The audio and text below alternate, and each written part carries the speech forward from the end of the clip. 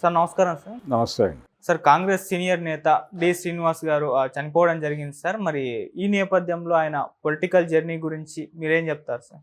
అంటే ఆయన ఒక రకంగా అంటే నిజామాబాద్ నుంచి రాజకీయ ప్రవేశం చేశాడు ఆయన. ప్రారంభ పార్టీ కాంగ్రెసే. కాంగ్రెస్తోనే ఎక్కువ కాలం ట్రావెల్ అయ్యాడు ఆయన. అయితే ప్రత్యేక రాష్ట్రం ఏర్పడిన తర్వాత, తెలంగాణ ప్రత్యేక రాష్ట్రంగా ఏర్పడిన తర్వాత జరిగినటువంటి రాజకీయ పరిణామాల్లో ఆయన కొంతకాలం టీఆర్ఎస్ వైపు వెళ్ళినప్పటికీ మళ్ళీ తిరిగి సొంత గూటికే వచ్చేసాడు. సొంత గూటిలో ఉంటూనే ఆయన అనారోగ్యంతో కన్నుమూయటం చూసాం మనం. 75 ఏళ్ల ప్రస్థానం అయింది. ఈ 75 ఏళ్ల ప్రస్థానంలో ఆయన డిగ్రీ కంప్లీట్ అవ్వగానే రాజకీయాల్లోకి వచ్చాడు. వచ్చిన దగ్గర నుంచి కాంగ్రెస్ పార్టీతోనే ఉన్నాడు. ఈ ప్రయాణంలోనే అంటే రాజకీయాల్లోకి ఎంట్రీ ఇచ్చిన తర్వాత ఆయన ఎమ్మెల్యేగా గెలిచారు, మంత్రి అయ్యాడు అప్పుడే. ఆ తర్వాత ఆయన 2003 ప్రాంతాల్లో పిసిసి అధ్యక్షుడయ్యాడు. పిసిసి అధ్యక్షుడిగా అంతకుముందు కూడా చేశాడు ఆయన. పిసిసి అధ్యక్షుడిగా ఉండగా దాదాపు 10 సంవత్సరాల అనంతరం పార్టీకి అధికారం వచ్చింది.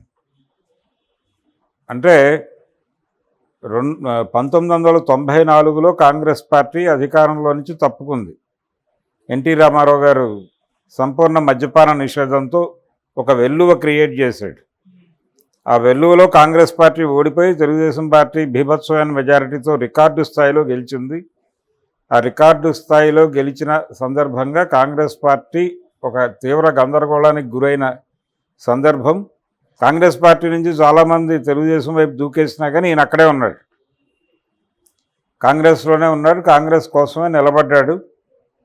ఈ నిలబడిన తర్వాత అంటే 94లో అధికారం కోల్పోయిన తర్వాత కాంగ్రెస్ పార్టీ తిరిగి అధికారం వైపు ప్రయత్నం చేయటం, గెలుపు అనేది అంటే ఇమ్మీడియట్ 2009లో కూడా గెలిచారు వాళ్ళు.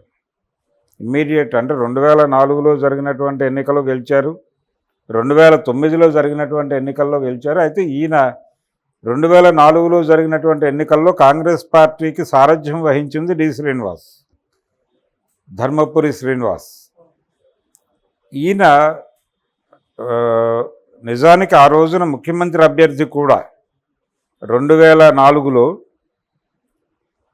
94 నుంచి దాదాపు 10 ఏళ్ల తర్వాత అధికారం వచ్చింది. 2004లో అధికారం వచ్చే నాటికి ఈయన పిసిసి అధ్యక్షుడిగా ఉన్నాడు డి శ్రీనివాస్. ఆ పార్టీ అధికారంలోకి వచ్చింది. అధికారంలోకి వచ్చేసరికి అంటే ఎలక్షన్ క్యాంపెయిన్ నిర్వహణ అంతా ఆయనే చూశాడు. అధికారంలోకి వచ్చాక ఆయనే ముఖ్యమంత్రి అవుతాడనే ప్రచారం కూడా జరిగింది. 3 పేర్లు వినిపించినాయి అప్పుడు: ఎం సత్యనారాయణరావు, డి శ్రీనివాసు, వైఎస్ రాజశేఖర రెడ్డి. ఈ ముగ్గురులో ఎవరో ఒకళ్ళు ముఖ్యమంత్రి అవుతారు కాంగ్రెస్ గెలిస్తే అని మొదటి నుంచి అందరూ మాట్లాడారు. ఫైనల్గా ఎం సత్యనారాయణరావు గారు స్వచ్ఛందంగా తప్పుకున్నాడు. దయచేసి నన్ను దీనిలో లాక్కండి, నేను లేని రేసులో అని చెప్పాడు ఆయన ప్రెస్ మీట్ పెట్టి. నన్ను ఎవరైనా ఈ వివాదంలోకి లాగితే నేను వేరేగా రియాక్ట్ అవ్వాల్సి వస్తుంది అని కూడా ఆయన కొంచెం టెర్రరైజ్ చేశాడు జనాల్ని. అలా ఆయన తప్పుకున్నాడు సీన్లో నుంచి. ఇక మిగిలింది ఇద్దరు, డి శ్రీనివాస, వైఎస్ రాజశేఖర రెడ్డి అని. డి శ్రీనివాస్ గారు సైలెంట్గా అలా మెయింటైన్ చేశాడు. నిజానికి ఆయన సీఎం అభ్యర్థిగా ప్రజలు ఆయన పేరును ముందుకు తీసుకొచ్చారు. కానీ వైఎస్ రాజశేఖర రెడ్డి సీఎం అయ్యేటప్పుడు ఆయన సీఎం అవడం అలా కొనసాగింది. తర్వాత ఎన్నికల్లో కూడా కాంగ్రెస్ పార్టీయే గెలిచింది, కానీ వైఎస్ రాజశేఖర రెడ్డి ముఖ్యమంత్రి అయ్యాడు. తర్వాత ఆయన హెలికాప్టర్ ప్రమాదంలో చనిపోవడం, ఈ క్రమం అంతా కూడా ఆయన ఉన్నాడు పార్టీతో.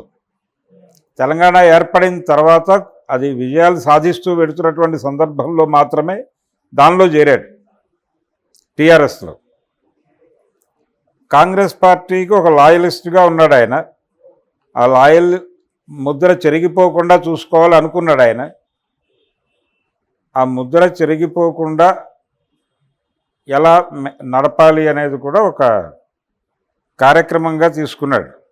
ఆయన టీఆర్ఎస్లోకి వెళ్ళినా ఆయన మీద ఆ ముద్ర ఉండేది. ఆయన కొంచెం కాంగ్రెస్కి అనుకూలంగా వ్యవహరిస్తాడు అనేటువంటి అభిప్రాయం చాలామంది వివిధ అంటే ఆయన మీద విమర్శగా మాట్లాడేవాళ్ళు, కానీ ఆయన అలా వ్యవహరించలేదు అక్కడ. తనకి ఇచ్చినటువంటి అవకాశాన్ని, అవకాశం ఇచ్చినటువంటి లిమిట్స్ ఎరిగి బిహేవ్ చేసేవాడు D Srinivas. From the beginning అదే ఆయన క్యారెక్టర్. ఏదైనా ఇబ్బంది ఉంటే గట్టిగా చెప్పేవాడు అవతల వాళ్ళకి. పార్టీ అధిష్టానానికి కూడా అలాగే చెప్పేవాడు. ఆ నిర్మోహమాట శైలి నచ్చే సోనియా గాంధీ గారు కీలక సమయంలో ఆయనకి పిసిసి బాధ్యతలు అప్పచెప్పారు. అది డి శ్రీనివాస్ కాంగ్రెస్లో ప్రస్థానం. ఆయన వైఎస్ రాజశేఖర రెడ్డి క్యాబినెట్లో మంత్రిగా పనిచేశారు. ఆయనతో తనకి పర్సనల్ లెవెల్లో కొన్ని ఇబ్బందులు ఉన్నప్పటికీ వైఎస్ రాజశేఖర రెడ్డితో చాలా స్నేహంగా ఉండేవాడు. ఆయన కూడా ఈయన కొంచెం మిస్టర్ డిపెండబుల్ అనుకునేవాడు వైఎస్ రాజశేఖర రెడ్డి కూడా. రాజశేఖర రెడ్డి ఒకటే కాదు, చాలామంది కేంద్ర ఢిల్లీ నాయకులు ఇతన్ని మిస్టర్ డిపెండబుల్ అనుకున్నటువంటి సందర్భం ఉంది డి శ్రీనివాస్. అలా ఆయన చాలా ఆతిథ్యం ఇచ్చేవాడు, అందరికీ చాలా బాగా చూసుకునేవాడు, జర్నలిస్టులను కూడా బాగా చూసుకునేవాడు. అలాంటి డి శ్రీనివాస్ ఈ రోజున ఆయన కన్నుమూశారు. నిజానికి కాంగ్రెస్ పార్టీ తిరిగి అధికారంలోకి వస్తుందా రాదా అనేటువంటి పరిస్థితిలో కాంగ్రెస్ పార్టీ అధికారంలోకి రావటం, ఈ అధికారం వచ్చిన తర్వాత ఆయన కన్నుమూయటం, దీని మీద ఇంకా ఎవరు రామోజీరావు మరణానంతరం వచ్చినటువంటి స్టేట్మెంట్ల తరహా స్టేట్మెంట్లు అయితే ఎవరు ఇవ్వలేదు. కాన్షియస్గానే డి శ్రీనివాస్ గురించి చాలా పాజిటివ్గా మాట్లాడుతున్నారు అందరూ. ఎందుకంటే గౌరవప్రదంగానే నడిచింది ఆయన కెరియర్ మొత్తం కూడా, పొలిటికల్ కెరియర్. ఎక్కడా కూడా తనని ఇబ్బంది పెట్టుకోవడం, తన ద్వారా ఇంకొకరు ఇబ్బంది పడటం అలాంటిది ఎప్పుడూ చేయలే ఆయన పార్టీ అధ్యక్షుడిగా ఉన్నంతకాలం మంచి పేరే ఉంది ఆయనకి. ఆయన బీఆర్ఎస్లోకి వెళ్ళిన తర్వాత కూడా ఆయన కాంగ్రెస్ మనిషిగానే చూశారు. అందుకని డి శ్రీనివాసు చాలా పొలైట్, హంబుల్ పొలిటీషియన్ అనే చెప్పుకోవాలి. అటువంటి రాజకీయ నాయకుడు వెళ్ళిపోవటం అంటే పర్సనల్ లెవెల్లో, వాళ్ళ నియోజకవర్గపు లెవెల్లో, కుటుంబం లెవెల్లో కొన్ని ఇబ్బందులు చేసి ఉండొచ్చు ఆయన. కానీ ఇతరులతో పోలిస్తే అది అంత సీరియస్గా పట్టించుకోనక్కర్లేని పరిస్థితి ఈ సందర్భంలో పర్టికులర్గా.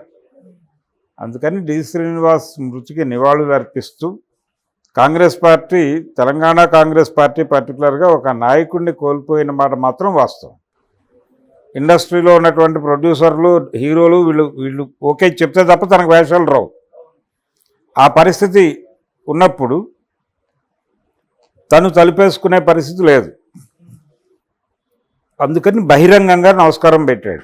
అయ్యా, నేను రాజకీయాల్లో లేను, నన్ను కొంచెం సినిమాల్లో నటించుకోనివ్వండి అయ్యా, ఏదో 4 సినిమాలు చేసుకుంటాను అని చెప్పి చాలా వినమ్రంగా వేడుకున్నట్టే.